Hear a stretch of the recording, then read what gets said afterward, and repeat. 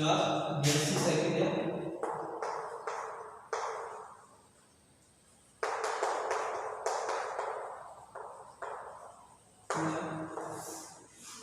अपन पढ़ रहे थे किसी भी अवकल समीकरण का समाकलन एवं अपन ने पढ़ा था किसी भी समीकरण का व्यापक हल, विशिष्ट हल और विचित्र हल। इसके बाद पढ़ेंगे अपन प्रारंभिक एवं परिसीमा मान समस्याएं। प्रारंभिक एवं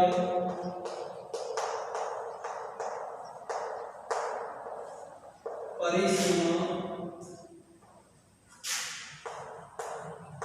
मान समस्या।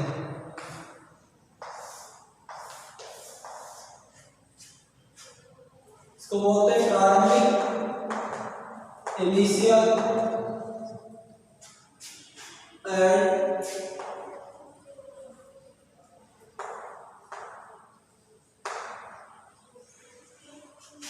Boundary value problem. इसको बोलते हैं प्रारंभिक मान समस्या को इनिशियल वैल्यू प्रॉब्लम, परिसीमा मान समस्या को बोलते हैं बाउंड्री वैल्यू प्रॉब्लम।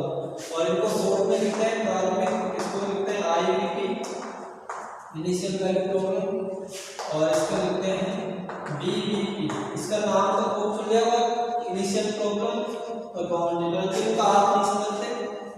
तो ये देखो प्रारंभिक मान समस्या होते हैं कि अवकल समीकरण के व्यापक हल में, जो भी अपन ने अवकल समीकरण पढ़ी थी उसका व्यापक हल निकालना, उसमें विद्यमान अचरों का मान ज्ञात करने के लिए जो उसमें कांस्टेंट वैल्यू होती है, उस कांस्टेंट वैल्यू का मान निकालने के लिए जो अपने को प्रतिबंध दिए होते हैं, तो यदि वो सभी प्रतिबंध किसी एक ही बिंदु पर हो तो क्या कहलाती है वो समस्या प्रारंभिक मान समस्या।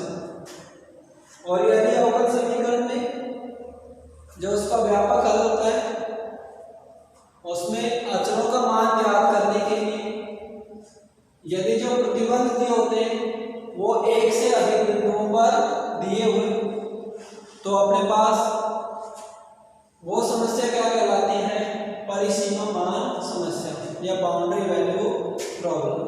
जैसे अपने पास एक इक्वेशन थी, कोई भी इक्वेशन मान लो d2y/dx² प्लस k² y = 0। ये सिंपल ले ले d2y प्लस y = 0। यहाँ से हमने इस समीकरण का हल निकाल लिया। इसको क्या लिख सकते हैं d² + 1 y = 0, d² = -1, और यहाँ से क्या लिख सकते हैं इसको m² d = n करने की साइड से निकलना, m की वैल्यू क्या हो जाएगी ±i, और यहाँ से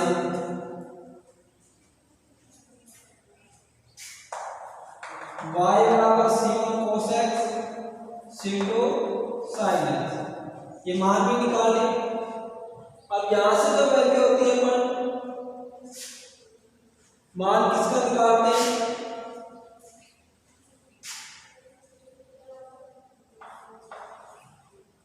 c1 और c2, दोनों जो कांस्टेंट वैल्यू होती है c1 + c2, जब अपन c1 और c2 का मान निकालेंगे तो इसके लिए अपने को जो कंडीशन दी होती है, जैसे क्या दे दी अपने को y0 और एक दे दी y'0।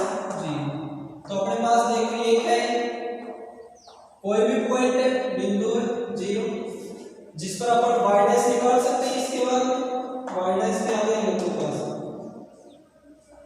c1 cos x का क्या हो जाएगा sin x माइनस, और ये क्या हो जाएगा c2 cos x, ये हो जाएगा अपने पास y'। तो क्या कर लेंगे अपन यहाँ से 0 sin x की वैल्यू 0 रख लेंगे और यहाँ पर 0। तो पॉइंट क्या हो गया अपने पास a, केवल क्या दे रखा है 0 पर ही मान निकाला है। एक तो y जो उसका व्यापक हल निकला है, एक उसका जो प्रथम अवकलज है उसका। तो ये तो जो समस्या y0 और y'0 किस एक ही पॉइंट पर है, तो इसको क्या बोलते हैं अपन इनिशियल वैल्यू प्रॉब्लम। प्रारंभिक मान समस्याएं। और यदि अपने पास ये इक्वेशन हो और इसी इक्वेशन को क्या करें अपने पास मान पूछे कि बिंदु y 0 पर या कोई भी बिंदु दे दे y/2 या y' 2 या 2 से अधिक बिंदु मतलब अलग अलग, जैसे क्या दे दे 0 दे दिया, दूसरा किसका पूछ 5/2, तो इनके लिए क्या होगी, इनकी वैल्यू भी क्या आएगी अलग अलग। तो बिंदु क्या होगी अपने पास 0 और 5/2, बिंदु की संख्या क्या होगी 1 से अधिक। तो जो ये समस्या कहलाती है वो क्या कहलाती है अपने पास परिसीमा मान समस्या, बाउंड्री वैल्यू प्रॉब्लम। इसकी भी क्या दे रखी, बाउंड्री दे रखी है 0 से लेकर π/2 तक, जबकि यहाँ पर क्या दे रखा है केवल एक बिंदु दे रखा है y 0, इसका मान 0 पर और सॉरी y 0 और y' 0। तो ये होती है अपने पास प्रारंभिक मान सीमा और परिसीमा मान समस्या। अब लिखो इनकी डेफिनेशन।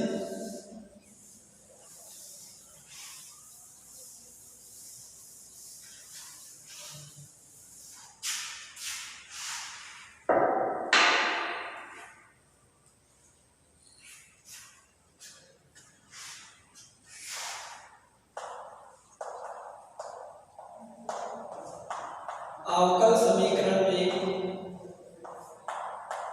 के व्यापक हल में विद्यमान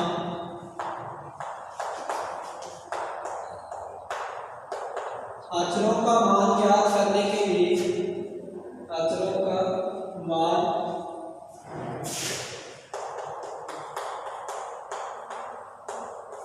ज्ञात करने के लिए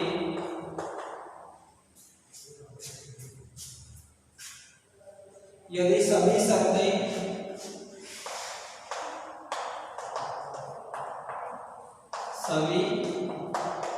या प्रतिबंध एक ही बिंदु पर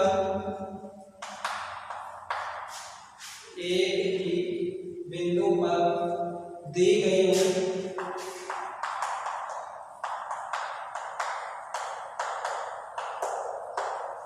तो ये शर्तें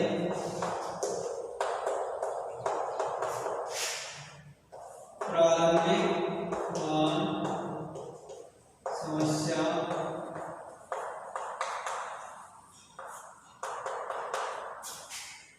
कहलाती।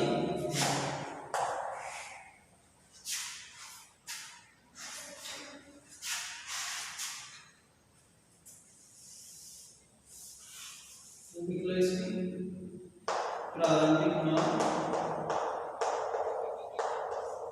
समस्या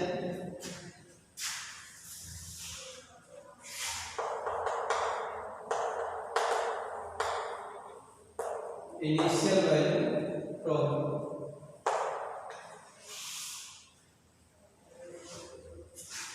इसके बाद नीचे लिखो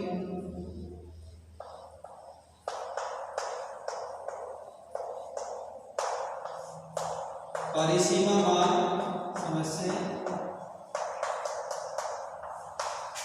ये इसको बोलते हैं बाउंड्री वैल्यू प्रॉब्लम।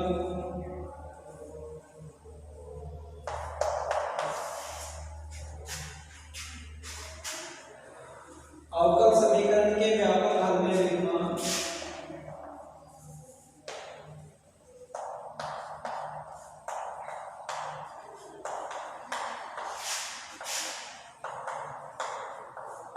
व्यापक हल में विद्यमान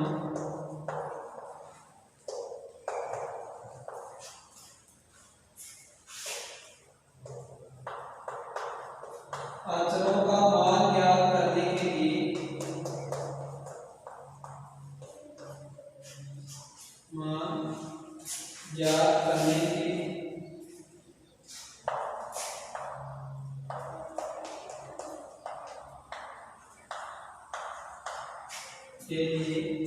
यदि सभी शर्तें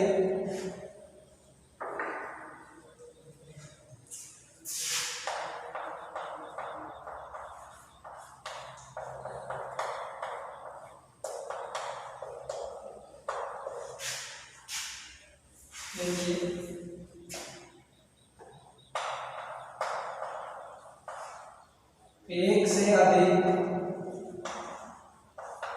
बिंदुओं पर दी गई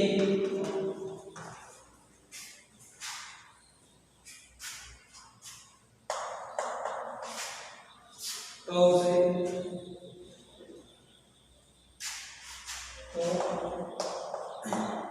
ये शर्तें परिसीमामान समस्याएं, परिसीमामान समस्याएं कहलाती है।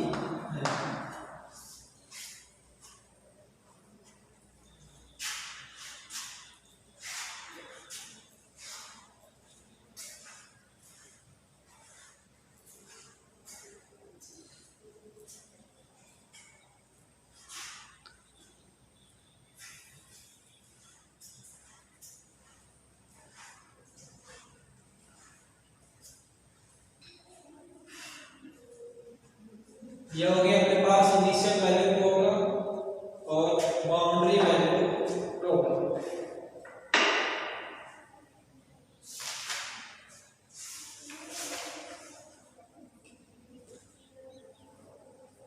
इसके बाद शुरू होती है अपने पास एक्सरसाइज फर्स्ट ए।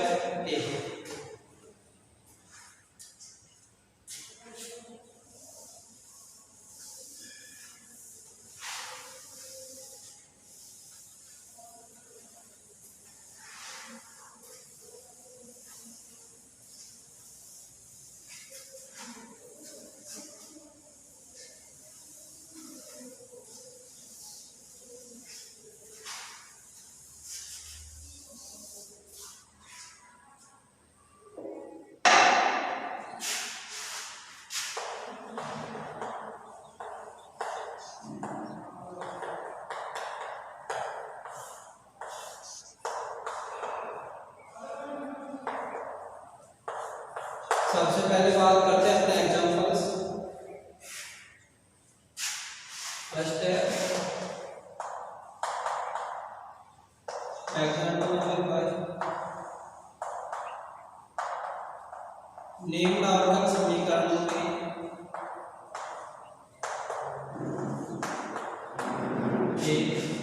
कोटि एवं घात ज्ञात कीजिए।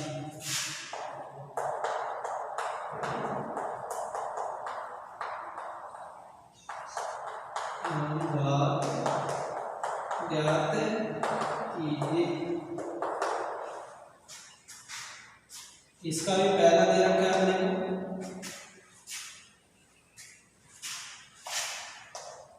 d2y by dx square plus x dy by dx cube equal to sine x. तो यहां से देखो अवकल समीकरण की कोटि और घात दोनों में पढ़ा चुका हूं, डेफिनेशन भी बता दी थी, कुछ एग्जांपल भी करवाए थे। ये था किसी भी अवकल समीकरण में उपस्थित उच्चतम अवकलज की कोटि उसका अवकल समीकरण की कोटि कहलाती है। और घात की डेफिनेशन क्या थी कि किसी अवकल समीकरण में को परिमित तथा पूर्ण बीजीय बनाने के पश्चात उसमें उपस्थित या उसमें विद्यमान उच्चतम अवकलज की घात ही क्या कहलाती है, उसकी घात। तो यहाँ देखो अवकल समीकरण पूरी तरह से क्या है, संतुष्ट है, परिमेय और पूर्ण बीजीय है। अतः यहाँ देखो उच्चतम अवकलज क्या है अपने पास d2y बाई dx स्क्वायर। अतः कोटि क्या हो गई, कितनी है 2 और घात क्या हो गई 1, तो किसकी पावर क्या है, ये हो गया मेरे पास। नंबर सेकंड है मेरे पास example d2y by dx square plus 5 divide by dx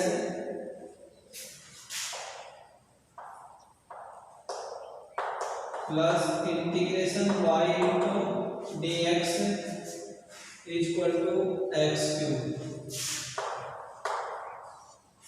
यहाँ पर देखो क्या दे रखा है अपने पास इक्वेशन में d2y by dx square 5 dy by dx square, तो यहाँ पर क्या देखो इंटीग्रेशन दे रखा है y इंटू dx। तो इसको परिमेय पद बनाने के लिए क्या करेंगे, इसका इंटीग्रेशन हटाना पड़ेगा और इंटीग्रेशन हटाने के लिए क्या करेंगे, दोनों पक्षों में x के सापेक्ष क्या कर देंगे अवकलन। तो इसको क्या डाल देंगे इक्वेशन नंबर फर्स्ट, डिफरेंशिएशन और equation first with respect to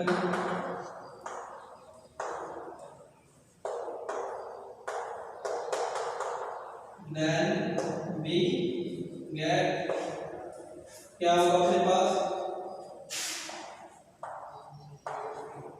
D cube y upon d x cube d by d x से मल्टीप्लाई होगा प्लस ये हो जाएगा 5, ये हो जाएगा d two y by d x square. यहाँ से इंटीग्रेशन हट जाएगा, क्या बच जाएगा केवल वाई और d by d x x cube का करेंगे तो 3x d by d x x cube is equal to 3x। किससे हो जाएगा d by d x x की पावर एन एक्स एन। तो यहाँ देखो उच्चतम अवकलज d cube y over d x cube, परिमेय समीकरण क्या है, परिमेय गुण लीजिए उच्चतम अवकलज इसकी देखो कोटि कितनी है टी और भाग क्या है, ये क्या करेंगे नोट करो।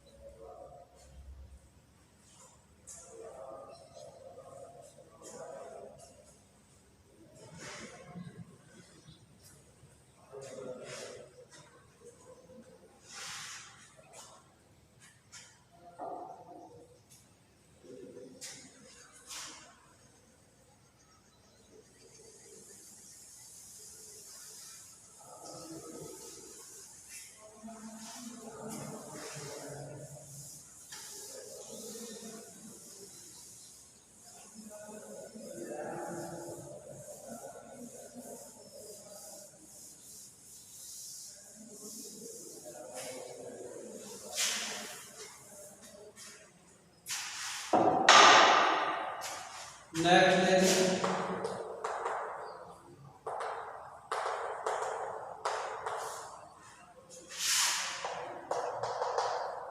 एग्जांपल नंबर 2, वह आपका समीकरण याद कीजिए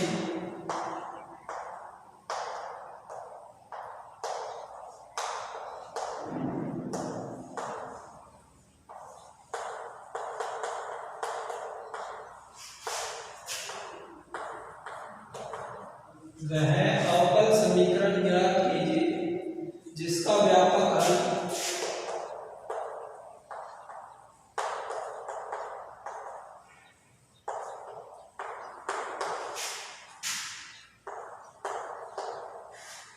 ax स्क्वायर क्या है y इक्वल टू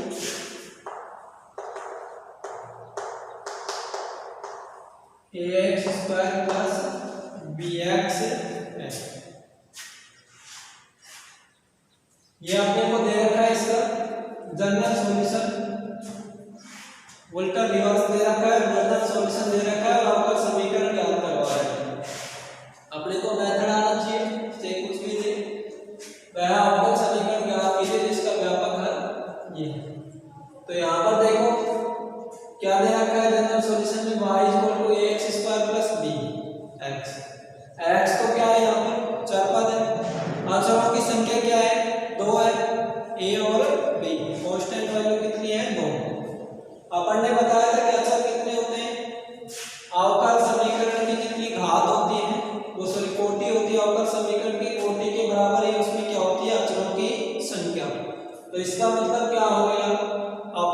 पास जो अवकल समीकरण आएगी वो कौन सी अवकल समीकरण आएगी?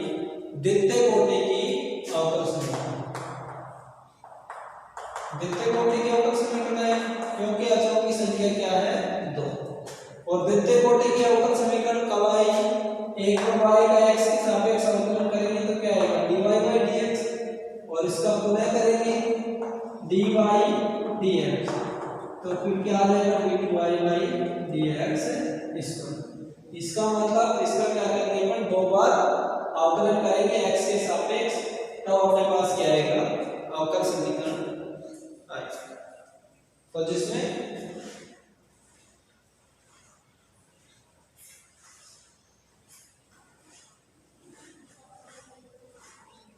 देखो y को दे रखा है x स्क्वायर प्लस dx दिया है,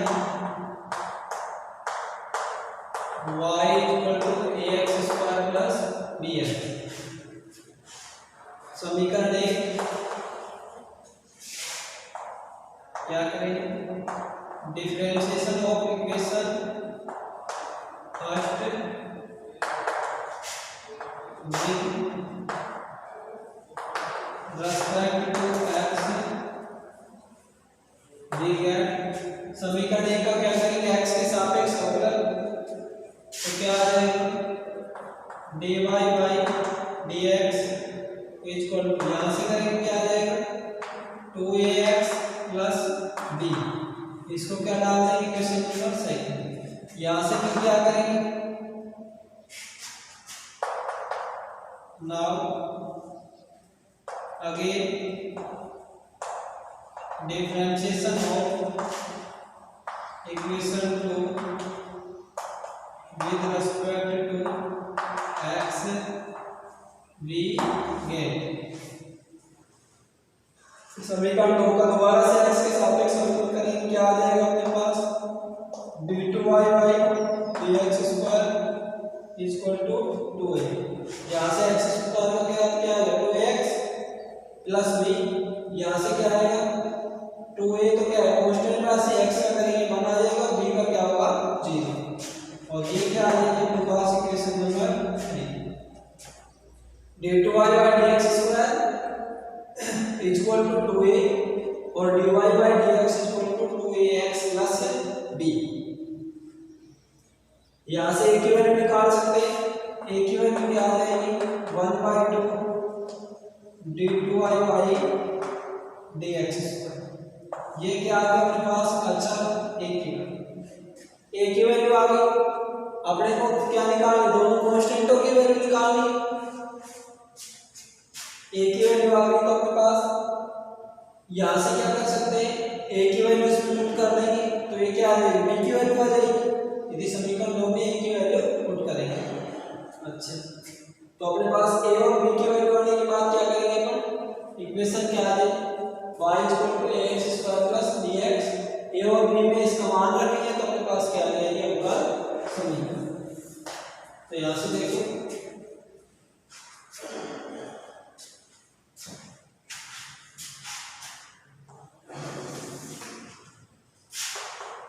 from equation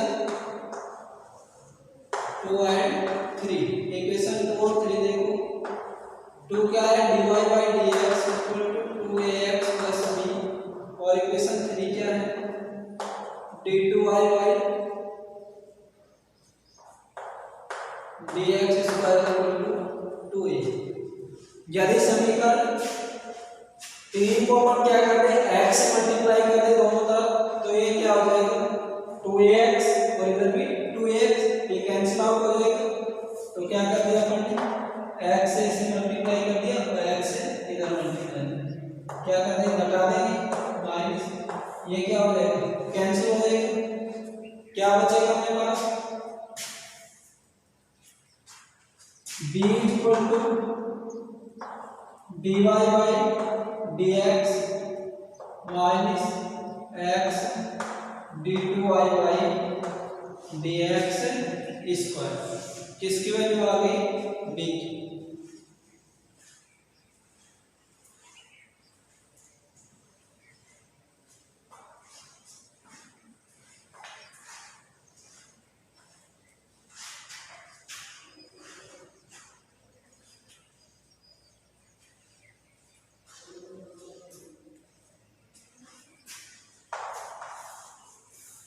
अब इसके बाद क्या करना है, मास कांस्टेंट ए की वैल्यू आ गई और बी की, put the value of a and b in equation first b a और बी की वैल्यू किस में पुट करेंगे, इक्वेशन नंबर फर्स्ट में। देखो क्या आ जाएगा आपके पास, y इक्वल टू 1/2, ये क्या आ जाएगा x square d2y by dx square plus b की वैल्यू क्या आ जाएगी, x से मल्टीप्लाई है तो x dy by dx minus x square d2y by dx, ये वैल्यू आ जाएगी। यहाँ से क्या है आपके पास 2 है, लघुत्तम में मल्टीप्लाई करेंगे क्या हो जाएगा 2y x square d2y by dx square, यहाँ से किधर जाएगा 2x dy बाई dx, ये क्या हो जाएगा minus 2x square d2y by dx square.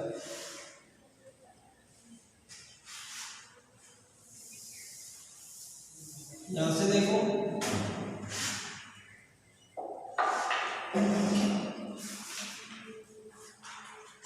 ये हो जाएगा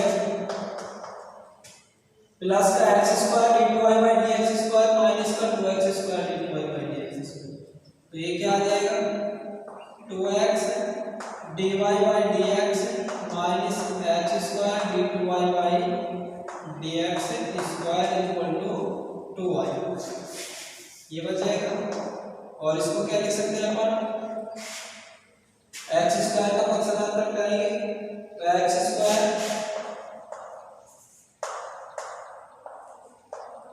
d2y by dx square minus का 2x dy by dx plus 2y equal to 0,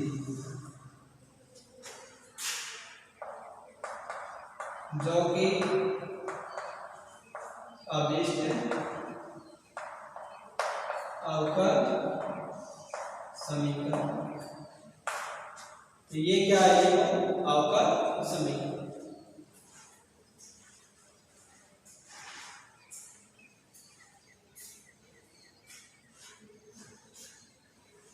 अपन ने देखो सबसे पहले क्या दे रखा था, y equal to ax square plus bx व्यापक है, वह अवकल समीकरण ज्ञात करनी थी। अवकल समीकरण ज्ञात करने के लिए अपने को सबसे पहले उसमें उपस्थित अचरों का मान ज्ञात करना पड़ेगा। अचर कितने हैं उतनी ही कोटि की क्या है अवकल समीकरण। यहाँ पर कितने अचर थे, a और b दो अचर, अतः द्वितीय कोटि की अवकल समीकरण होगी।